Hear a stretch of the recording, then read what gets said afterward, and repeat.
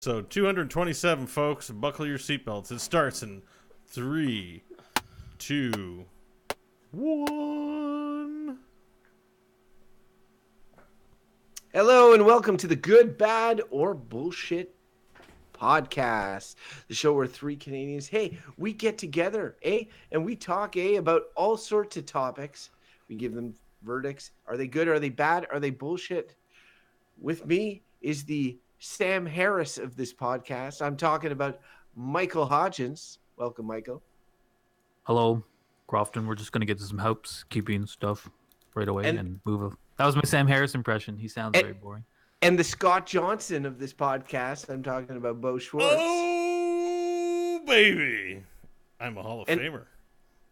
And I am the Crofton Steers of this podcast. I'm talking about Crofton Steers. Yeah, I knew that was going from the start, but you felt the journey that was going to take you there? Well, I mean, it's a little bit obvious. It's just like, how is this going to aggrandize Crofton in a way? I have no idea what you're talking about. I will have you gentlemen know, as you already do, because we pre-chatted, but I am returning from the annual office Christmas party, at which there was merriment and fun and karaoke, in which I belted out not one but two songs. And so my throat is a little bit sore, but I will try to make it through this Let's show. talk about the real story here. What the hell is up with that sweater? Well, it's a Christmas sweater. It's a Christmas party. Check it out. Well, like audio listeners, you can't really check it out, but I got a pin here that lets me have food from the buffet, and like it was, It's more like the sweater has reindeer on. It's your classic. Can I ask you, does the dorky sweater have a hood and two drawstrings on it? Yeah, it's a hoodie. It's a hoodie. Well, it has one drawstring. What are you talking about? Yeah, it is one drawstring. You're right. You can tell this man listens to intelligent podcasts. He's the Sam Harris. He can tell that when there's a drawstring, it's one rope and not. Well, what did you think it was? Do you think I know it's both, one rope on the? I know it's one rope, but it's. You never had a hoodie before?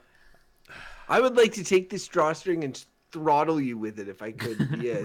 Well, if there was two, but it would throttle yourself. You can throttle it now. Go ahead. It'll work. I promise it'll work. Do it. Oh, you're getting me. Oh, I'm so choked. Oh, it's working. I wasn't going for you. I was going for Hodgins. Oh. Well, until the internet creates a way to throttle someone through the screen, which we've been demanding for some time on this show, we'll have to put up with each other. Yeah, what's Elon Musk doing? Like, doesn't he know there's you got to solve problem A before you get to problem B? Throttling, then Mars. But his is like, I want to bypass all the problems by going to Mars, where it sucks. But he can live with other billionaires. Well, speaking of things that suck, is that a good segue? Do you think we're going to post this episode before Christmas? Yes. No. Yes. Mm. You think this episode will be out before Christmas? Yes. Before Christmas 2019. Bo's like before a Christmas.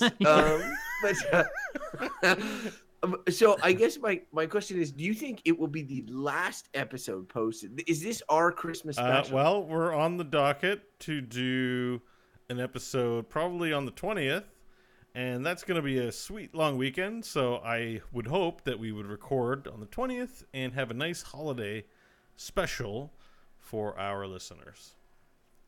But like for the live listeners. Yeah. But like for the live listeners, we have one. If you check Google Calendar, where I set up a regularly scheduled meeting for when we meet and record the show. This is great podcast content. Yeah, this is good stuff here. We will record on the 20th of December, which, as far as I know, is 5 days before Christmas. Which means... Well, this has been engrossing. Do you guys want to move on to a random... Yes! No, I just want to know if it's the Christmas... Is this the last episode? No. It's no. I answered. No, it's not the last episode before Christmas. But it was like you didn't accept my answer. What? Can it be? Where's the throttle button, Elon? Where's my throttle button? Because I think there's two angles here. There's the the live listeners and the when a show is posted, right? My That's what I'm intent saying. Why is he still talking about this? Yes, Let's do a random topic. oh my god. Okay, I'm pulling the Mike. Just pull it. He's not Yeah, getting a let's do it. segue today. I'm sorry, Crofton, but you've disappointed us. Hang on. I'm the host. I control this. Well, Mike's just pulls it, and then that's all. That's what's Yeah, going to let's happen. do it. I'm the Yeah, there you go. Crofton Steers of this podcast, and this is how I'm treated. It's horrible.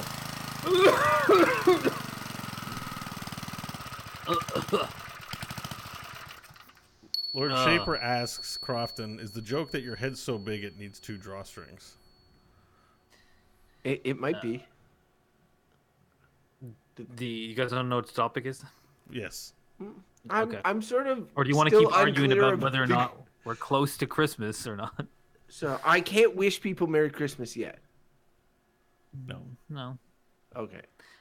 The topic is yoga. Yoga flame. Yoga kick. I feel like we did this recently. No, we We talked almost- about Taoism. It was meditation. It was meditation. This is part of the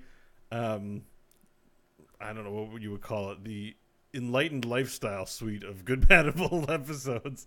Have we never done yoga on the show before? We've definitely talked about yoga because I remember you telling a story about doing yoga with a whole bunch of ladies and you were the only man and trying to hold in your farts. I remember that. Is that me? It's definitely you.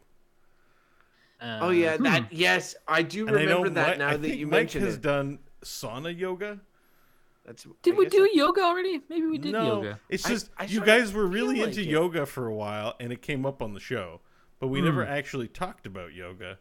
So I mean, do you want to pull? Do you feel you've said everything you've already had to say about yoga? I don't know. Yeah, I mean, we could just do a rare. Let's pull the machine again, because I feel like we talked about mindfulness, which got into yoga, and clearly Crofton told his farting story, so he's got nothing else there. And if I talked about the hot yoga stuff, like I don't know, Oh, it's hot yoga. Yeah, hot yoga sounds like something you find in your pants. That's unfortunate. it was a thing. But yeah, I don't know. I guess we didn't. If we didn't give verdicts, I mean, we could talk about it, but it just feel a little bit rehashy. So I don't know. Yoga flame. I Like my thing is I'm just not super enthused. I think it's a good topic to talk about because it's such a big thing, but I'd be more than open to reshuffling the deck on this one. But I loathe pulling the thing again. I feel like that's admitting defeat. Well, and I feel like the topic is like out. Then if we do that, we're not gonna do yoga again another time. Yeah, So we've never done yoga. yeah. All Yeah. right. Okay, so I here's the veto. deal. It's a great start. As listeners, I'm gonna say we're gonna pull the machine again. We're gonna pull it another topic. If there is a giant outcry in the public sphere There where will you're be. like, oh my god, they were gonna do an episode on yoga. I was so excited. I've been waiting for them to do yoga for so long, and then we skipped it. Please write it and let us know. We'll Here- put it back in. Well, what about this? Look, I'll tell you what I think about yoga in like Yeah, Five- let's give 20 the verdict now. yeah, I'm like, I think yoga's good, and I don't love it that much. I did it a little bit. Some people didn't like it, and but I'm not that into it. But people like it, and whatever. That's about it. That's all I got to say. It's good to stretch. It's not my bag. What do you think, Crofton? I 100% agree with Mike, which is weird. I say yoga is good. It's not my bag, but I think it's really a good practice. And yeah, there's the big yoga companies, Yeah, big yeah. yoga. There's some negative in there, but yeah, it's mostly good. There's some of the stuff, but mostly it's a positive, and staying fit is good, and it's a different type of exercise. And I generally have appreciated it the times I've done it, but I'm not really keen in doing it a bunch personally. But yeah, I'll say it's good. So boom, done. All right, Bo. This is the quickest ever. Yeah, yoga is bullshit. Go with your heart, Bo. Yoga's bullshit. Ah, yeah. Exercise good. I like that it gives exercise. I believe You what don't people like tell me. exercise. What are you talking about? No, I approve of exercise. I just don't personally You just do don't it. like it. but I also think like the whole culture behind it is like goofy, and I kind of hate the yoga culture. So that's where Yogis. Yeah, do they call them yogis? I'm pretty sure. Anyways, I give it a Yeah. bullshit, but I agree with the exercise stuff. If you enjoy it, it gives you exercise. It can't be a bad thing. But I hate the whole bring your mats and spandex pants weirdo business. It's not for me. Okay, so then Mike, Wow. you're free to pull it again. All right, let's do it. Start up again. We should do a speed round episode sometime. It'd be fun.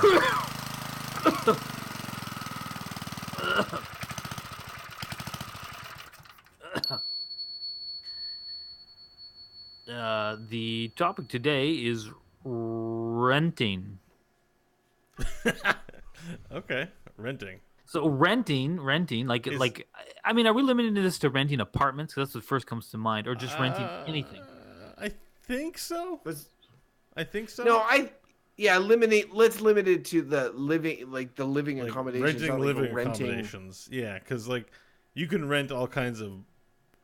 Yeah. You can rent tools, from like you could rent a Caterpillar for a construction site because you don't want to buy it. I don't think. Like obviously you're just doing that because you don't want to shell out the money up front for something you're going to use for a small period of time, and I don't think we want to talk about that. Yeah, because I've done a lot of renting of, say, tools, and like honestly, I don't really. It's just like it's good. It's Because, good. like, It's pretty you much wanna like have a I don't job want to that requires spend a tool. I don't want to spend the money on the thing, which is very similar to the property issue, except the one big People rent difference for- is that why it's renting for property is that everyone needs a place to live. Yeah. So yeah, I agree. if you're Okay, so paying we're- for it or someone else is paying for it, somebody's footing the bill so that you can occupy space in the world, whether that's buying your property and living there and maintaining it or renting. So let's do, yeah. So what I love about this right off is our current living arrangements. So I currently own, I pay the bank a mortgage, a house. So I'm not quote unquote renting. Mike also owns, however, he is a landlord to people, like he has rental properties and derives sort of income off of them. Bo is a renter and does not own. So we all have sort of like different backgrounds. I'm out of the rental game, if you put But you've it been to a in it certain too. extent. But I have definitely been in it. But I do find it interesting because often, like we don't have tremendously different status quos when we take in a topic or we look at something. But this is a case where our current living arrangements are kind of completely, completely different. So it'll be interesting to hear. Well, yours and ours are the same. It's just that I also am a landlord. Well, I guess like to give myself full credit here. Yes. Go ahead. Is that you guys both have skin in the game. Bo is a renter, and you derive profit off renters. I'm the only one that does not have sort of Skin in the renting game. Right. Yeah, exactly. So like my verdict is kind of the most important right now. We're on different let's play sides. it out anyway. We're on different sides of a coin, but we participate in that business transaction or whatever. That's right. You're, yeah. like if Mike is like, well, I derive all this money from renting, so renting is bad, like that would be surprising if Bo was like, well, I rent and I have a place to live, so renting is bad. That would be surprising. If I said renting was bad, it would be possible, maybe not likely, but that's all I'm saying. There's an interesting maxim that I heard, and like all maxims and sayings, you can live by them by principle, but they're kind of, they're suspect, I would say, in the least. So take it with a grain of salt what I'm about to say. But George Bernard Shaw, when I was reading a lot of his stuff, there was this other author that he was a big fan of that I know very little about, actually, called Proudhon. And Proudhon? Proudhon? He attributes this saying to him: property is theft. And George Bernard Shaw was always like, this is probably the truest thing I know, is that property is theft. Like, if I assert a lot of things, the one thing that I feel is the truest of all that I assert, which was said by someone else, is that all property is theft. All of it. And the rationale behind it is that in the cosmic universe, nobody owns anything, and that ownership is a man-made construct, whereby we are allowed to exploit one another for services or for money or things like that. And that the idea that even as an owner, the square feet or mile of whatever land you even own, Crofton, is a form of theft. In the cosmic universe, you don't own any of that. And, the meteor will hit your house regardless. If you show it, it's your deed. Hey, meteor, look at this before you decide to land on my house. And it's like, It'd be I don't care. I'm a funny if meteor. it didn't, though. Right. So it's a means. It's not a natural law. It's a human law, and it's a means of exploiting one another for stuff. And that's not to say that I'm going to go outright and just say it's bad, because ownership is how we organize ourselves amongst one another. Like, it's an important facet of how we function. And I'm not really going anywhere with this other than to say I like the saying property is theft. Start point, but yeah. The reason why it's theft is because you're allowed to take from someone.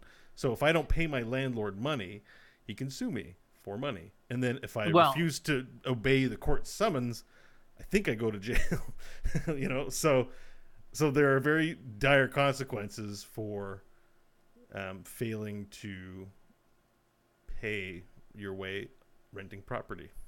Yeah, but it is interesting, but especially property, especially land beyond property. But I mean, that's what all real estate and real places are attached to. So is land. Because I basically agree with that. It is theft, especially in the context of like, because you might say property is something like my car is property, and you're like, okay, well, someone made the car, and then they gave it to you in exchange for money, so there's no theft necessarily engaged in that. You can follow it back. But land, it's like, well, who did you buy the land from? Who owned the land? No one made it. It was just there. So like, that whole premise is kind of absurd, but be that as it, like, so I agree with that. Like, can I go out in Canada where nobody lives and just claim a piece of land and say I own it? I cannot do that. No. I will have to buy it from something or someone, right? Well, land, there's crown land. Most of the land in Canada is crown land, which is owned by the government. You can lease it, and I think there probably are mechanisms where you could buy it, but it's owned by the government. Right. So but the thing, it's like, but there were times in history where people did that all the time, like really notably in the or people were granted land. In the United States, I know that was big when people were settling in the West. It was like you could just go and stake a claim, and it was just like yours. But regardless of the fact that people already lived there, like the native people and First Nations of this land were like, this is where we live. And people were like, nope, not anymore. It's ours now. We own it. Get out of here. Yeah, well, exactly. Because we whites have property and you do not. Yeah. See my but deed? So the thing is that, as it relates, it's funny because I'm a landlord. So in that, when you say like all property is left, the person who's the asshole is the landlord, which is me, right? And I agree with that. The landlord is the asshole. It is exploitative. But the thing is, it's kind of like with the way the world is set up, you can't get away from being exploited. It's like it's either you're being exploited or you'll exploit. And for me, it was kind of like, well, I feel like I'm being exploited by, having to sell my labor for 30 years to work at something I don't want to work at because I have to. That's just the state of the world. So I can just do that and then just be exploited by the bank and pay off my mortgage and do that. Or I can put some of my money and try to get a little bit of property and do a little exploiting myself on the side to lessen how much I'm exploited by the others. It's a quicker path to me getting to a place where hopefully I exploit no one and no one exploits me. Well, certainly you wouldn't want to do this activity if there was not a benefit to make it worth it for you, right? Well, some people would say like you can look at renting, and I have looked at it like this before, that you're providing a service to people. So it's like, so I've had, I own a couple places, and I've always had this, I've said this many times, I'm sure you guys have heard me say it, I didn't want to own an apartment in which I also would not live myself. And I feel like that about all the places I own. I like them. I feel like they're nice spaces. They're spaces that if I need a place to live, I'd be happy to live there. And that's not true of all landlords, certainly, but it's true of many, I hope. So it's like, I'm not in the, it's not just like, and it's not how I make my living. Like I don't make much money. Landlord, for me, it's a long-term investment. But there are some people who just sit around with a pile of money, and it's an easy way to be like if you just were born, or say you're Donald Trump and your father gave you, $200 million, a very easy thing to do is buy a bunch of apartment buildings and rent them, because all of a sudden you just you put your money someplace, you have it anyways, and then money just starts flowing back to you. So it makes sense if you're like, I want to make money, but it is exploitative. And then on the other end, people do need places to live. Some people don't know how to build buildings, don't don't have the means to put a down payment on a house, but can get together rent. So it's like, you're giving people a place to live that's nice. People need a place to live. So what's wrong with that? Yeah, I agree that it's a service you provide, because we all do need a place to live, and we all don't decide to embark on ownership, which is a big responsibility. Well, and other people. Okay, go ahead, Carlton. Yeah, the risk that comes with ownership is one that we're sort of buffered from in the city that we're in. We're in a stable, employed city. It's a government town, so property value maintains itself quite well and actually goes up. So there's no real risk in purchasing property for us, but in many places that's not the case. When you buy a property, you may be gambling on it. It could start, you could end up paying more for it than it ends up being worth in the end, and so it's a financially risky proposition. Then of course there's the cost involved in initially paying for it, so what's often known as the down payment and all the associated costs. So getting into the purchase of a property is much more of a commitment and could be construed as a burden as opposed to just renting, which is sort of more of a transactional thing. While often places will ask you to pay the first and last month's rent and maybe sign up for a year. So, you're signed up for a year and not until you can sell a property, which is when you own, it's more like that. And so when I used to rent, I rented for a long time, actually, probably a lot longer than most people would before they would, buy a property. But often, if you want to live in walkable areas or areas that are urban centers and that sort of thing, where property is very expensive, well, the rental cost is generally much less than you would pay for a mortgage on said property. And so that becomes more attractive as well. There's lots of good reasons to want to rent a property as opposed to buy it, especially when you're first starting out and all that, before you've amassed, a sizable down payment, or before you've set roots somewhere and are like, oh no, I'm going to stay here for a long time, right? And it's also just the other major thing that I think distinguishes or is an advantage to renting over owning a house, is things like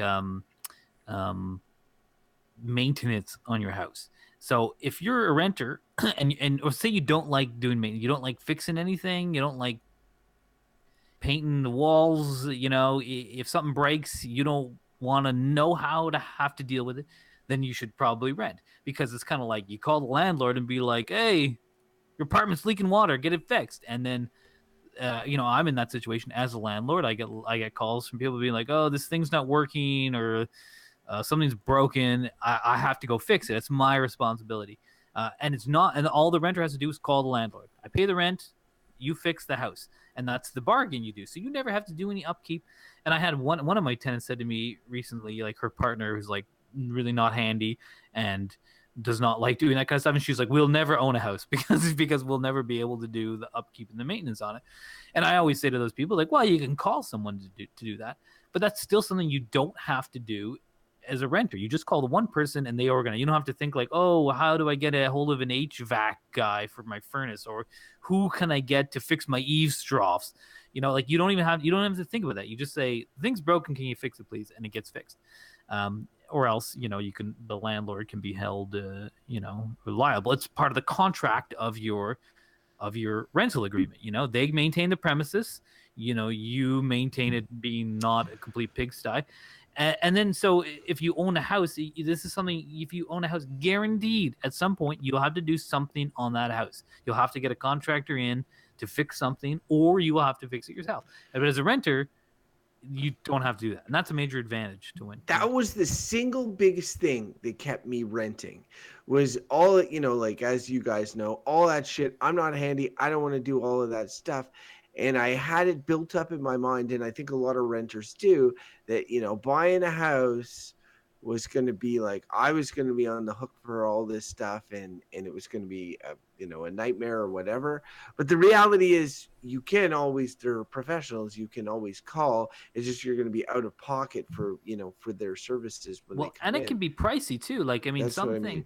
like, I have had, in one of my places, the furnace broke, and it's kind of like, and so I had to get a new furnace put in for the tenant, right? And that's like, that's $4,000 or $5,000.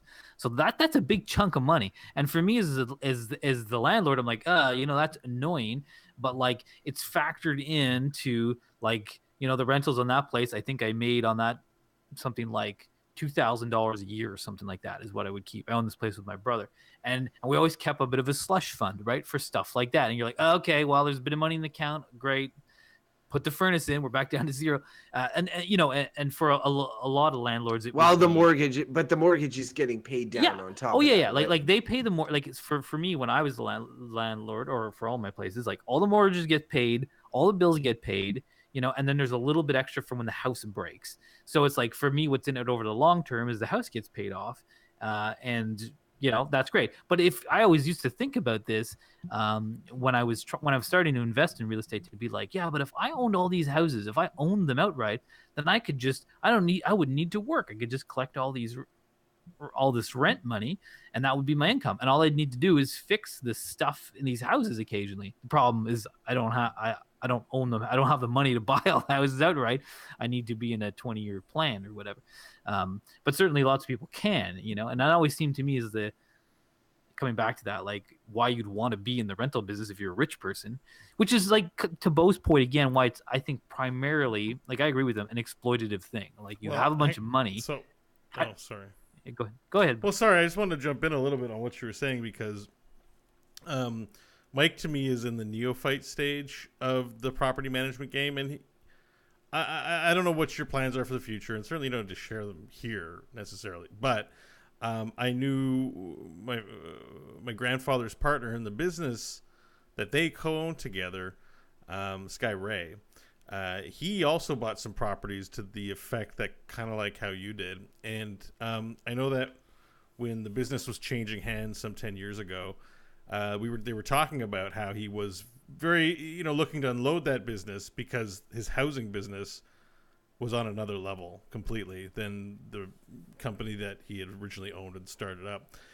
Because at first, when you're buying, you're doing nothing but paying off mortgages, right? Like, you're saying, like, oh, once I get 4 houses paid off, I can just live off the rental income and not have to work, except for when I need to repair it and to manage the finances.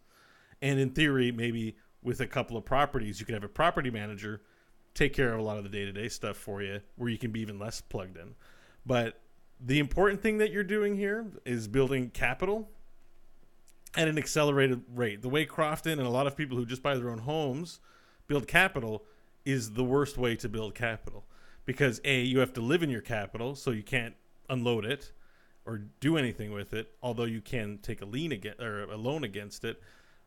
But at the rate that you're doing with 4 houses, you're almost stupid. I mean, not stupid. You're almost stupid from a business sense, from a business person sense, to not then say, sweet, I own 4 properties.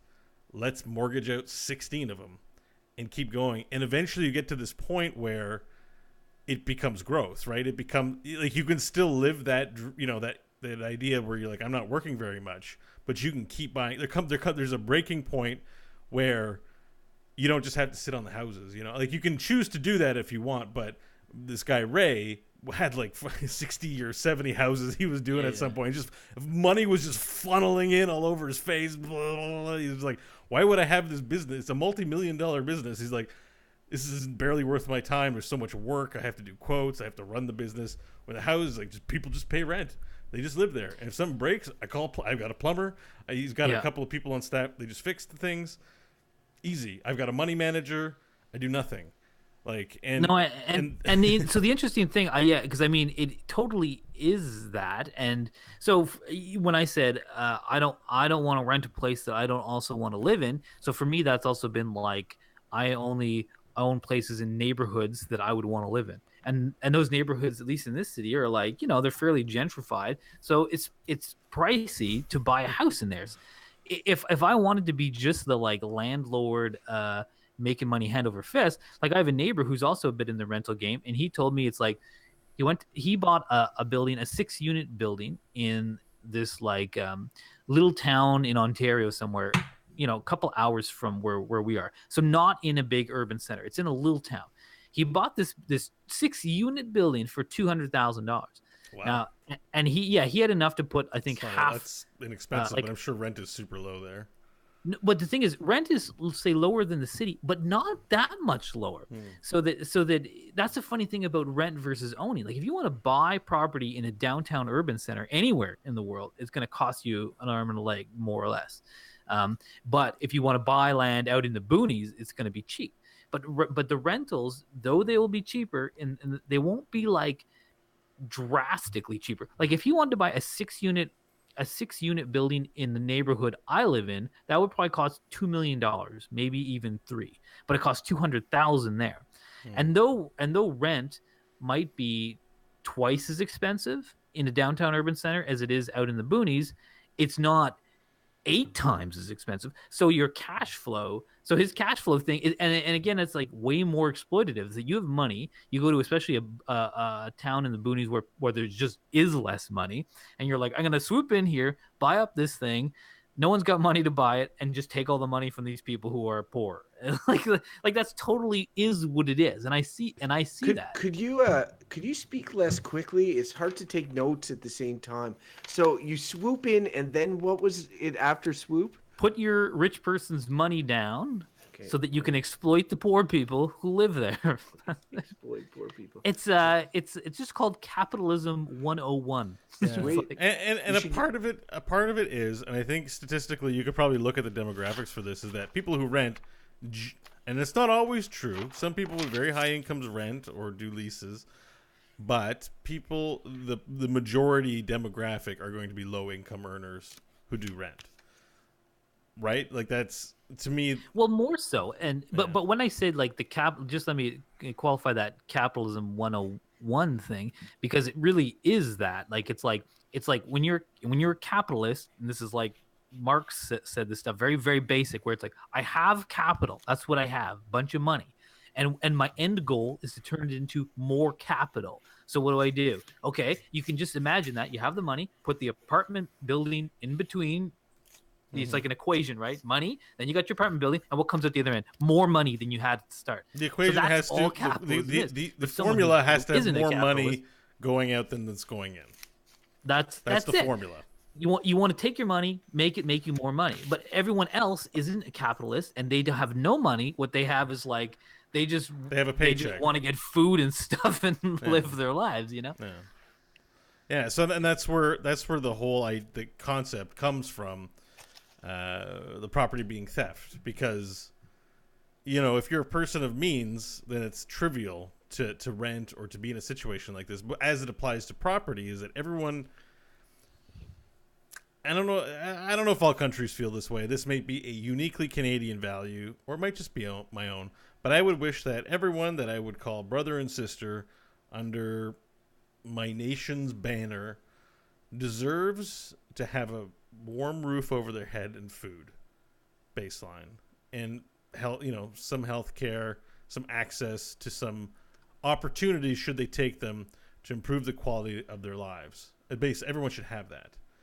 I feel like the Canadian national anthem should be playing subtly behind Bo while he's talking right now. Right. But I mean, rent is generally expensive vis-a-vis what you might consider minimum wage. Right. And so there is a sense that the capitalist sense is that, well, like, get good, son, at capitalism, or like fucking suffer. Like that's how that is. And as a renter, it's not your job to make society better. It's your job to say, well, I'm providing a service, and it's going to cost you what the market dictates. So, You mean as a landlord? well, as a landlord, sorry, as a You said as a renter. Yeah. yeah, okay. Renter's the guy renting as a rentee. Is there a proper rent prefix? See, landlord as a term is really like when you think about it, it's one of those terms that we just take for granted. Landlord is like an old English term almost. Yeah, right? yeah. And when you hear it, you're just like, oh yeah. When you think about it, really, it's like that sounds. Should I be calling you Lord term. Hodgins because you are a landlord? Yeah. It's funny. I'm the lord of your land, and you must bow to me. Well, and it's because it's true. Like, I mean, you know, and it's like, yeah, the Lord of England in the feudal system who owned all the land, and you were the serf, and it's like, yeah. It's the same now. It's like the alternative is to be a bush person. It's like you don't want to abide by the Lord's laws of this land. Welcome to the bush. Be a hill person. Yeah, you just do whatever you want. But, hey, here's the flip side of because my brother, maybe this runs in my family, he's also been in the rental game a little bit, but maybe maybe he's not as good a businessman as I am, or he hasn't followed my tenet of like only rent in places in which you'd want to live and in neighborhoods you want to live. So he thought he sort of went the complete other direction. Yeah. Well, certainly with this one, and it's the story's worth telling because it can either tell you something about how you can play things as a renter if you or how not to be a landlord. So he had this like in this cruddy part of across the river in Quebec where we live. There's this city called Hull, and some of Hull, I used to refer to Hull as the asshole of Quebec, but I don't know that that's entirely true. But anyways, there's a cruddy area there, and he bought a cheap house because he thought, oh, I could buy this house. It was like $160,000 for this house, and I had like 2-3 bedroom units in it. He was like, this is great, it's so cheap, and I can rent it still at whatever $1,000 a month a piece. I'll make all this money. But then he got like tenant after tenant of basically like drug dealers and like or just like crackheads who basically like managed to get him to agree to a lease and was like, yeah, I have a job. Like he tried to do his due diligence, never did a good enough job, and then had people come in, pay 1 month rent, not pay rent again, and destroy his apartments like in several waves. Like there was one because I helped him go in and like paint the places and be like, what are these people doing? It'd be like dog shit all over the floor, like they've just like holes in the wall, and you're like, what are people doing inside their apartment? You assume that people just want to like, you know, chill out at home, watch TV or whatever in the evenings, but apparently some people go fucking nuts in the evening. For the record, Bo said he was sorry about that. That's not me. Yeah, and so here's the other thing is that so this happened to him, and basically with many of these renters, they basically win in the sense that like, you know, Crofton was talking about you buy a house, you're gambling, you might lose your money. But if you're the type of person, if you are on the bottom of the socioeconomic scale and you're just comfortable there, and some people might be, you might be like, whatever, I don't have anything except the clothes on my back, and I don't really give a shit about you, landlord. I need a place to live.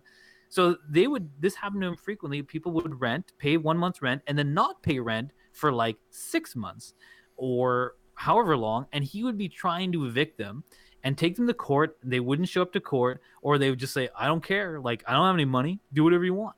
And basically they would laugh in his face, sort of, because it was true. They didn't have any money, and he just ended up providing like cruddy houses for people sometimes who would probably then go to the next landlord and do the same thing. Now these people are probably borderline criminals, and this doesn't sound like good behavior, but at the same time they're also sticking it to the person who's trying to exploit them, you know. So I could see that angle too of like, look, I don't have any money, I don't want to make some landlord rich, so whatever, try to kick me out, I don't have anything, go to hell. And this happened to him until he finally sold the place. So yeah, so it's not all fun and games being a land baron. Hell no. No, it's not. And that's why there's so many like variables to, like, you can present me different scenarios of home ownership, tenant relationships, rental situations, and I will feel differently about these things. And this is like, we're talking about actual people's homes and stuff like that. And I don't want to go too far down the rabbit hole in this of what I'm about to bring up, but like, you can rent for a week or 2 weeks. You know, hotels are essentially nightly rentals. Like there's renting it at a certain point is the function in which we stay places eh, for shorter periods of time, because we're not going to buy all these places, and so really it has more malleability, more flexibility than something like buying does. Whereas like buying something is a big deal. Like in the country where we live, if you sell the property within a certain amount of time after buying, you're subject to certain taxes and all that sort of thing. So like really there's a lot of flexibility in renting, and I've always appreciated that, and giving that up was the hardest part for me about about buying a property, was being like, okay, it's like a commitment. It's like I'm going to be here for a while, and I'm comfortable with taking on all these responsibilities and stuff. The same reason I don't mind pet sitting, but I don't want my own pet.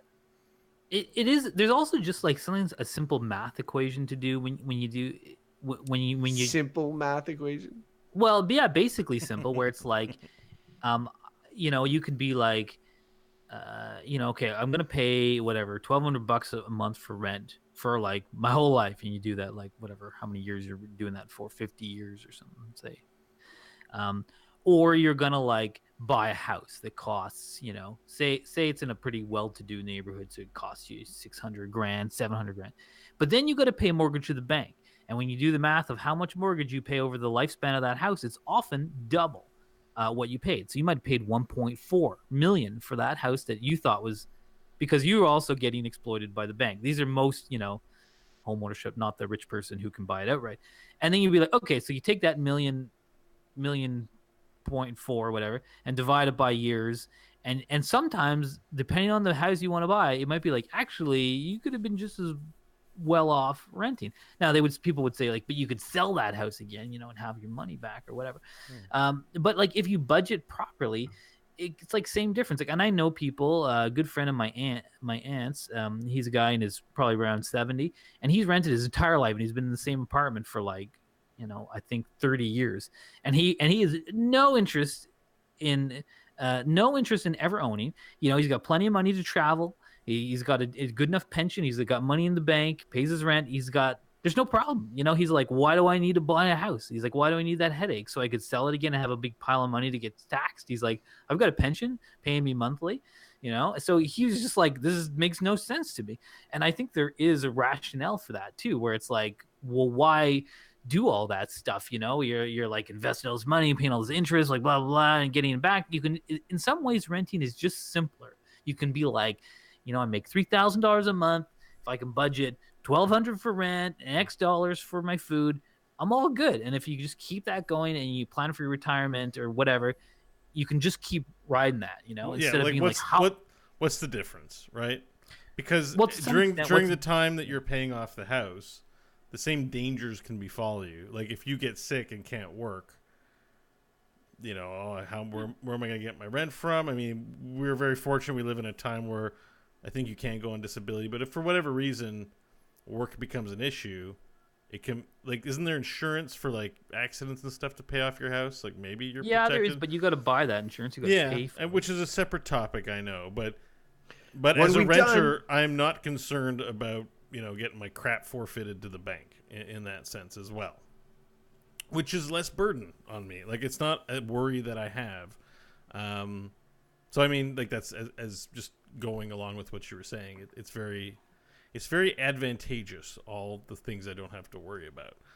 And when you're talking about, like, when the topic was drawn and it was called, what was it called? Renting. Yeah.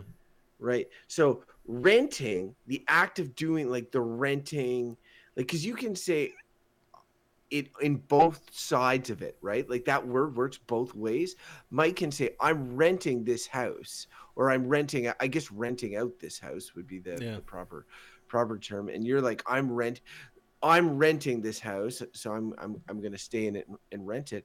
Generally, like a lot of and we mentioned Trump, I think Mike mentioned him briefly, and you see like these property developers and predatory capitalists doing a bunch of stuff that is really, really sketchy and that makes you uncomfortable, and so the actual renting out of things I have a lot of issues with, but I definitely don't begrudge anybody for doing the actual renting. Like if it's talking about renting property, the renters, the people who are renting, I don't, they're just looking for a place to live, a place that might give them flexibility, worry, certain worry free and all that sort of thing. Like it's not a negative on them. All the negative I associate with this is more on this, except like Mike mentioned, there are bad tenants, and bad tenants are a whole thing, right?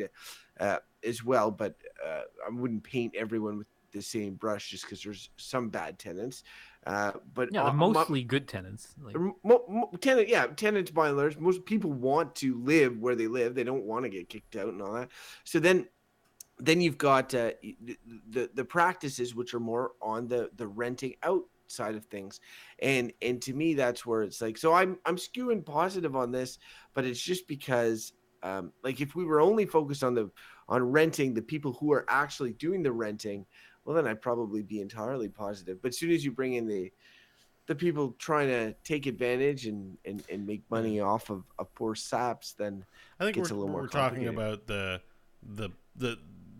the institution of renting, because an alternative would be, I don't know, your nation provides you with a place to live and then you in turn serve it, which I think is serfdom. But we've done property ownership on this show before. Have. You're right, but that wasn't. I didn't mean property ownership. I meant the nation gives you a place to live. Like you don't own it, but you don't rent from it. The country just sees to its people. But that's serfdom, which is a mode of organizing a society, not one that we see, I think, anywhere today. I don't think it's I think what you're talking about is more like what communist USSR was like than what because I think a serfdom, it would be like they wouldn't give, the Lord doesn't give you a house. It'll be like, yeah, you build it yourself, but they give you a right to occupy the land. Yeah, and yeah, they take you have 80% of your shit, or you work for them directly, but you get enough to eat and live and be inside the castle walls or some shit like that. I don't know, but yeah, it's okay. Maybe it's not serfdom. Maybe it is just straight up communism. I think it's more like communism, where it's just like you're just assigned a place to live, Yeah. but then it's like, freedom of choice. And that's another thing with renting too, where like you decide where you want to rent. You don't have to rent from a shitty landlord. If you don't like your landlord, you can just move. If you don't like your neighbors, you can move. Moving's a pain in the ass. No one wants to do it all the time, but it's a bigger pain in the ass when you own a house, because it's like there's just more like legal stuff with it, and it can be hard to sell your house. Maybe it doesn't sell. Maybe the market's down. But with renting, you can always just give notice. Say I'm leaving in 2 months or whatever. I wonder what they do in Norway. I've been hearing more and more. Norway is like the Saudi Arabia of the North. Is it Norway? It's not Sweden. It's Norway. Well, they have a lot of oil, if that's what you mean. They have a lot of oil underneath. They're actually, as a nation, filthy rich. Yeah, I don't think anybody wants to be called the Saudi Arabia of anything right now. Okay, except Saudi Arabia, they're like, hey, I mean it in the strictest sense of that. There's they got a lot of oil. There is a healthy oil industry supporting the nation, and in no other way do I mean it. So I actually think we have a Norwegian patron. So I should Leonard, remember that next time I'm doing my intro. One of you can be the Saudi Arabia of this podcast.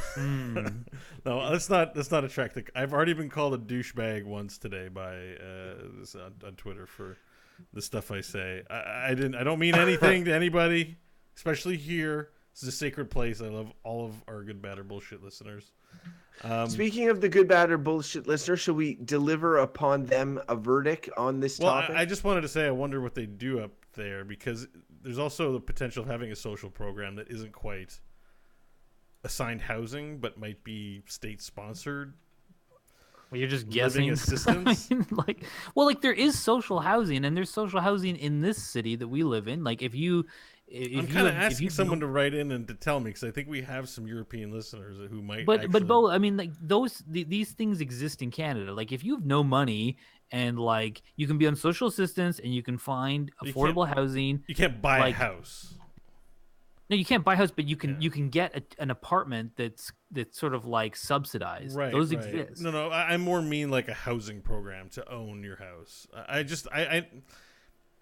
I've been hearing a lot of stuff. I just is not in the forefront of my mind about Norway from people. Well, that look, I work I with. know what you mean. Like, because Norway, see, it's funny. Unlike, who else has a lot of oil? Canada. They have like a 4-day work week or something like that, or they have. We're the Saudi Arabia of North They America. have a highly reduced work week. Yes, a lot of Norwegian, a lot of not Norwegian, Northern European countries are going for things like this. But I think the thing about Norway, we're getting off on a big tangent here. But I know that they have something like a $1 trillion fund that they just like from oil revenues that they're like, I heard something like they could give every person, they have enough money to give every person in Norway $1 million. Like, and what I laughed about that, because Canada has tons of oil, but instead of like putting it into some national fund that we could use this land, we just give it to oil companies so that they can go and develop more oil. There's almost hardly any of it goes back to like the public purse. Property but Norway theft. is smarter than us. Is this the Christmas episode? No, let's do verdicts. All right. Let's do verdicts. Norway is good.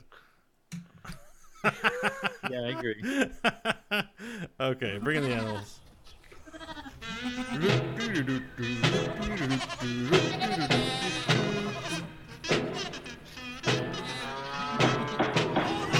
Order, I say. Order in the court. Order in the court. All right. This is time for verdicts on good, bad, or bullshit. Which, if this is your first time listening, after talking about a topic for like an hour, we finally decide if it's good, bad, or bullshit. Who wants to take? Actually, technically, we already did yoga earlier. Remember? Yeah, exactly. That was a little primer. Well, if there, that Bo. was Thanks for confusing to you, reiterating. I've explained it now. 58 minutes later. Let's go. I'll go first. This one, if you guys don't mind. I am the landlord, the asshole who exploits people for money. I've also rented. I've been on both ends of it. But this one seems very obvious to me. So I'll just say the verdict that it is. I defy you two to disagree with me. It's bullshit. Renting's bullshit. To me, it's so obviously bullshit because, look, I've been on both ends of this where it's like, it's like it's annoying to have to pay rent, especially when you don't have much control over what the cost of the rent is. It's a market thing. You just got to pay it. And if you don't have money to buy your own place, you got to pay it forever. You can never have to not pay rent. Just like goes out the door all the time. Yes, you're getting a place to live, but when you feel like you're down on the bottom, you have no choice or whatever.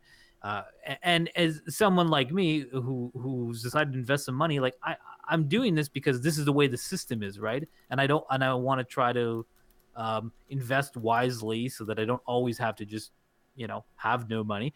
But it is exploitative. People need a place to live. I'm like, I put my money in a place and then they come and live there. But I mean, is there ways that it can be positive?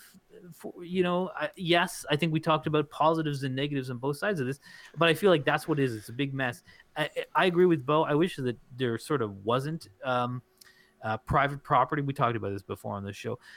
In a world where this wasn't the case, where it's like people have a lot of money, can own a lot of property, but that is the world that we're in. So we're stuck with renting, and people with money own, and people with less money rent. And I think that's a bullshit situation. But I'm involved in it because I live in the world, But yeah, I think it's bullshit.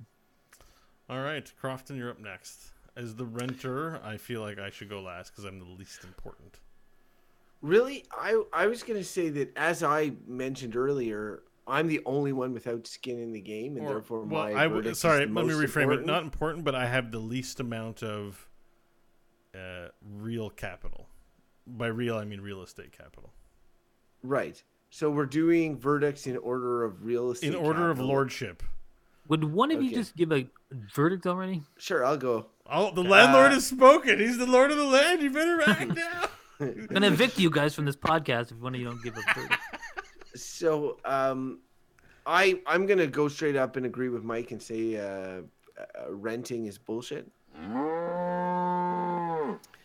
And for a lot of the same reasons, and it's something I rented a long time. I benefited from it enormously, but at the same time, it is clearly one party benefiting from another. It's almost like a parasite relationship. They're almost like, just they're absorbing money from you constantly.